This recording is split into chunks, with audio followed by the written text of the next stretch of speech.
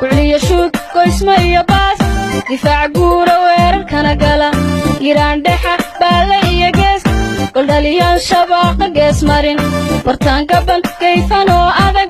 كبدي كاكود بين قرنبا معلن قرشيو قرال وعن قدومي كل إدسي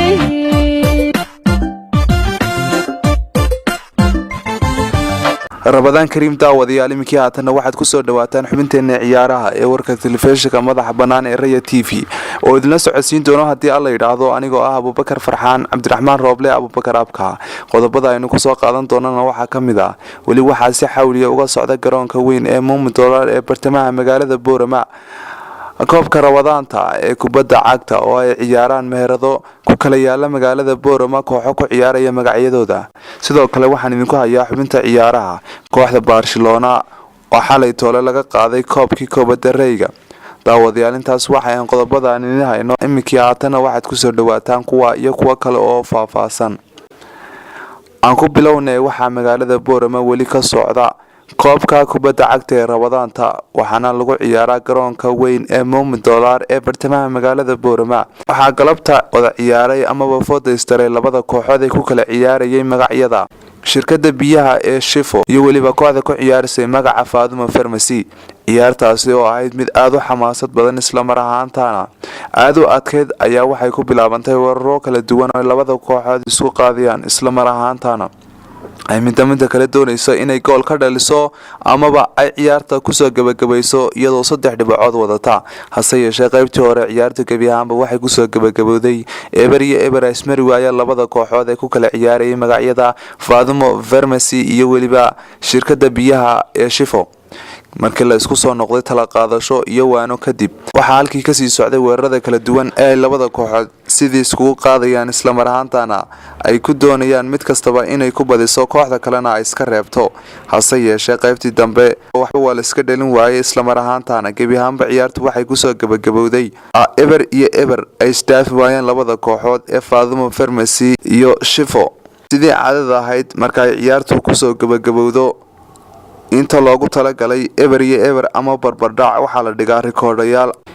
kadib waxa la gudagalay in penalty la dhigo amaba rikoodho la dhigo si loogu kala baxo labadan kooxood ee wara ciyaarayaan mid kamid ah ay u soo baxdo waxa bilaabantay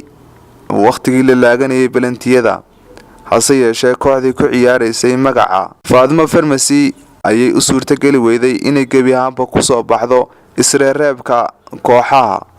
waxana ay ku hadhay penalty waxana sidaas ku soo baxday kooxdii ku ciyaaraysay magaca shirkadda biyaha ee Shifo daawadayaal wali waxaan ku guda jiraa xubinteena ciyaaraha ee warka telefishinka madaxa banaan ee Raya TV isla waxaynu joognaa garoonka Muumin Doolar ciyaaraha ka socday waxa iyaguna ciyaartii labaad foodeystay labada kooxood ee ku kala ciyaarayay magacyada Adal Nootayo iyo waliba kooxda kale ee ku ciyaaraysay Meecaad Group Company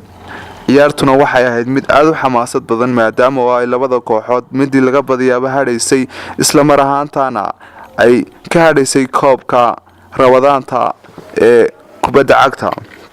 ciyaartu waxay ku bilaabantay weeraro kala duwan oo labada kooxood ku doonayaan inay iska dhaliyaan goolal isla mar ahaantaana sidaas ay ku kala badiyaan hase yeeshee waxa u suurtagali weyday labada kooxood midna inay qaybtii hore ciyaarta wax gool iska dhaliyaan isla mar ahaantaana ay ciyaartu ku dhamaato eber iyo eber ay labada kooxood siman yihiin sidaana waxay ugu baxeen qolka nasashada hase yeeshee ciyaarta markii la isku soo noqday waxa halkii ka sii socday weeraradii kala duwanaayay labada kooxood ku doonayeen inay dhibcaha ku kala qaadaan amaba ay ku soo baxaan si ay uga badiyaan kooxdani ciyaartaasina waxa qaybtii dambena waxay ahayd ciyaar aad u xamaasad iyo xiiso badan iyaga oo taageerayaasha labada kooxood kala taageerayeen ay orinayeen isla mar ahaantaana ay dhiirigelinayeen kooxda ay markaasi taageerayaan hase yeeshee qaybtii dambe ciyaarta kooxdii ku ciyaaraysay magaca Adal Nootayo waxa u suurta gashay inay gool ka dhaliso kooxdii ku ciyaaraysay magaca Meecaad Group Company waxaana ciyaartu sidaasi ku noqotay 1-2 ay gacan sareyso kooxdii ku ciyaaraysay Adal Nootayo hase yeeshee kooxdii ku ciyaaraysay magaca Meecaad Group Company kama aanay rajo dhigin waxay qaaday weeraro kala duwan ay ku doonayso inay ku barbarayso amaba kaga badiso kooxdii markaasi goolka ku lahayd ee u ciyaaraysay Adal Nootayo waxaana u suurta gashay weerarada ay qaadeen kadib inay goolkii barbaraha ka dhaliyaan kooxda Adal Nootayo ciyaartuna sidaasi ay ku noqoto 1-1 ay labada kooxood ee Adal Nootayo iyo waliba Meecaad Group Company ay ku siman yihiin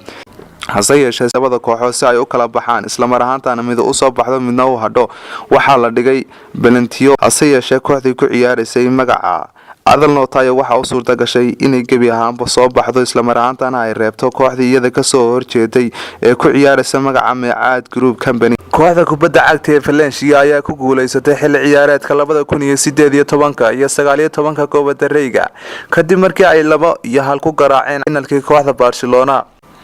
Valencia ayaa goolasha la horeysay waxaana qaybtii hore u ansixiyay Valencia Kevin Camero oo dhaliyay daqiiqadii 21aad iyo Rodrigo oo dhaliyay daqiiqadii 33aad sidaasina waxaa ku dhamaatay qaybtii hore ciyaarta iyadoo ay leedahay kooxda Valencia 2-0 markii dib la isku soo laabtay qaybtii labaad ee ciyaarta Barcelona ayaa gool iska soo celisay waxaana u dhaliyay daqiiqadii 37aad kabtankeeda Lionel Messi laakiin goolkaasi guuldaro kama aanu badbaadin kooxda Barcelona kooxda Valencia ayaana sidaasi guul weyn 2-1 kaga gaartay naadiga Barcelona gacantana ku dhigtay Copa Reyga taasina waxay ka dhigan tahay kooxda Barcelona inay ku guuldareysatay finalka Copa Reyga markii ugu horeysay tan iyo 2014 daawadayaal intaana waxay noogu idil xubinteena ciyaaraha ee warka telefishinka madaxa bannaan ee Raya TV oo idin socodsiinayay Abubakar Farxaan Cabdiraxmaan Rooble Abubakar Abka inta xubinta xigta ku kulmi doona waxaan kaga tagay